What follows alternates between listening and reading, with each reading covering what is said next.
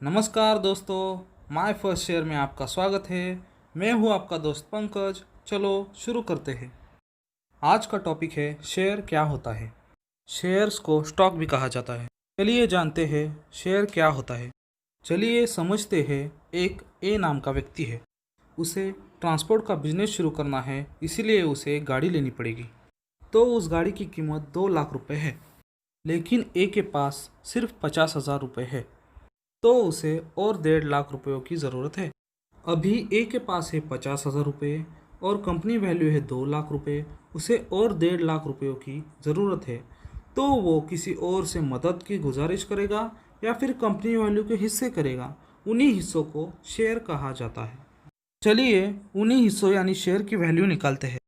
अगर ए एक शेयर की वैल्यू 5,000 रुपये रखता है तो कंपनी वैल्यू 2 लाख रुपये डिवाइडेड बाय 5,000 रुपये बराबर आता है 40।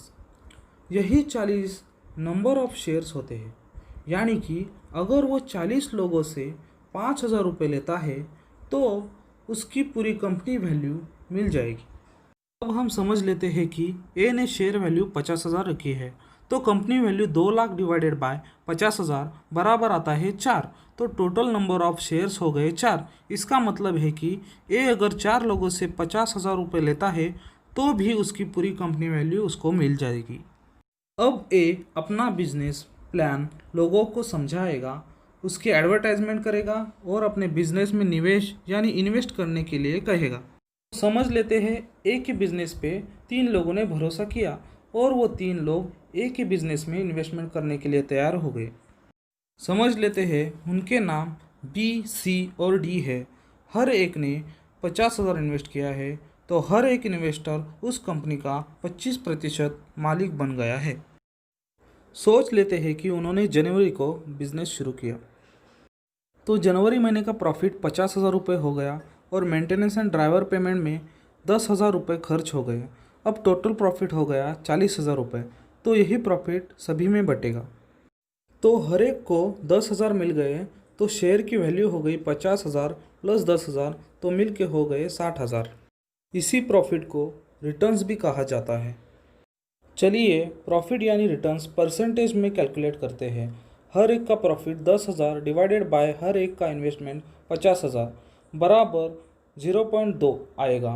अब 0.2 को मल्टीप्लाई बाय 100 से करेंगे तो बराबर आएगा 20%। तो हर एक को जनवरी में 20% रिटर्न्स मिला। उसके बाद बी और सी ने सोचा कि अभी तो हमें एक ही महीने में 20% यानी 10,000 रुपये का प्रॉफिट हुआ।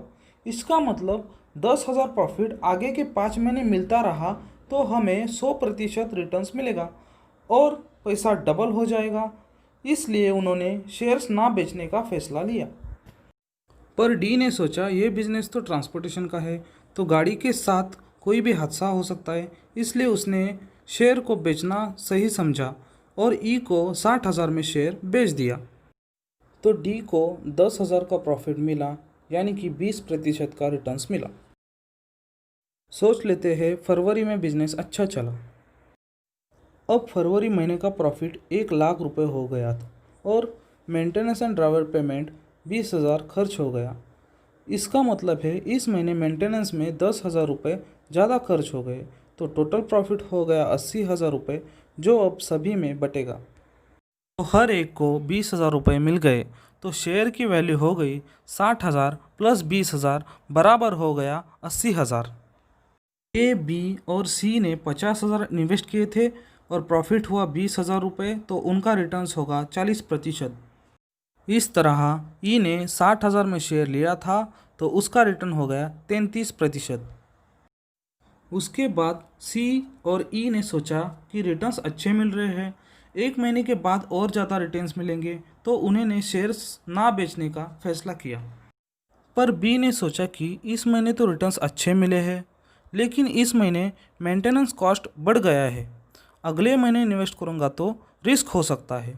तो बी ने एफ को 80,000 रुपये में अपना शेयर बेच दिया, क्योंकि एफ को लगा कि 2 महीनों में एक बार भी लॉस नहीं हुआ और आगे जाके भी ऐसा प्रॉफिट मिलेगा। तो बी को प्रॉफिट हुआ 30,000 रुपये, यानी कि उनको 60% रिटर्न्स मिले। अब समझ लेते हैं मार्च में क्या हुआ। मार्च में गाड़ी का एक्सीडेंट हो गया, इसी कारण मार्च में बिजनेस ही नहीं हुआ और रिपेयरिंग का खर्चा 40,000 हुआ। तो मार्च में 40,000 लॉस यानी घाटा हो गया, जो सभी में बटेगा। तो सभी को 10,000 रुपये लॉस हो गया। फिर शेयर वैल्यू हो गई 80,000 रुपये माइनस 10,000 बराबर हो गया 70,000 रुपये। ए और सी का प्रॉफिट 30,000 से घटकर 20,000 हो गया। सी का प्रॉफिट 20,000 से घटकर 10,000 हो गया। लेकिन एफ ने 80,000 रुपये में शेयर लिया था, तो उसका लॉस यानी घाटा 10,000 रुपये हो गया।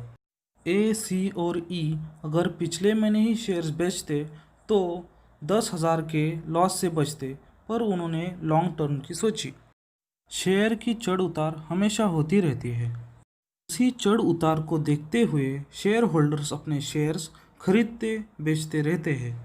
ऐसी सारी कंपनियों की शेयर्स की लेन देन के लिए एक मार्केट की ज़रूरत होती है। उसी मार्केट को शेयर मार्केट कहते हैं। अगले वीडियो में हम शेयर मार्केट के बारे में जानेंगे।